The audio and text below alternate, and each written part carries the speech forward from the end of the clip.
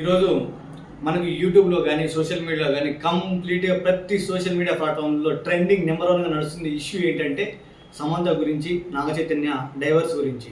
నేను ఒక మాట అడుగుతున్నాను, మీ రాజకీయాల కోసం అనవసరంగా బయట ఉన్నటువంటి పీపుల్ని తీసుకొచ్చి ఎందుకు వాళ్ళ మనోభావాలతో దెబ్బతీస్తున్నా నాకు అర్థం కావట్లేదు.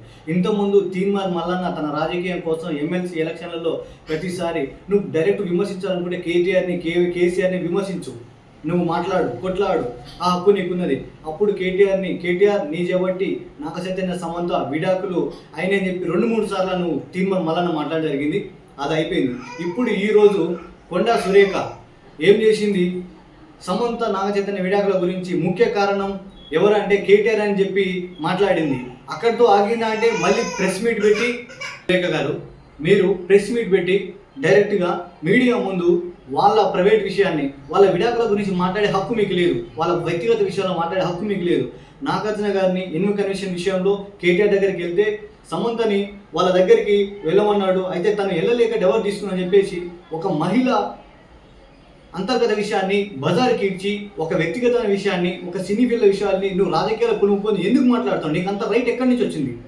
ఒక బాధ్యతాయుతమైన పోస్ట్లో ఉన్నప్పుడు, గవర్నమెంట్ నడిపిస్తున్నప్పుడు ఎవరి వ్యక్తిగత హక్కులకు నువ్వు గోప్యానికి బాధ్యతగా వహించి వాళ్ళకి ఇబ్బంది పెట్టకుండా మాట్లాడాల్సిన హక్కు నీ మీద ఉన్నది.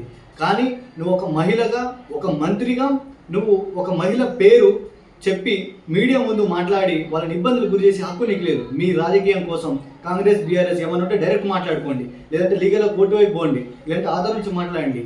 నువ్వు సమంతని, నాగార్జున, చైతన్యని ప్రతిసారి మీ రాజకీయాల కోసం మాట్లాడి వాళ్ళ ఫీల్డ్లో వాళ్ళు ఉన్నారు, వాళ్ళ ఫీల్డ్లో వాళ్ళకు ఉన్నారు, వ్యక్తిగతంగా ఉంటే రాజకీయంగా ఏదైనా వాళ్ళ ఫీల్డ్లో వాళ్ళని తీసుకొచ్చి నువ్వు రోడ్డు మీద పడేసి వాళ్ళ అంతర్గత విషయాల్లో వాళ్ళ మానసిక ఇబ్బంది పెట్టి వాళ్ళ వ్యక్తిగతానికి గోప్యంగా ఇబ్బంది కలిగించే హక్కు మీకు లేదు.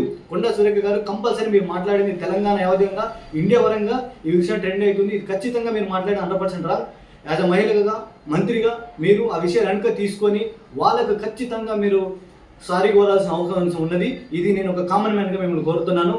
జై హింద్.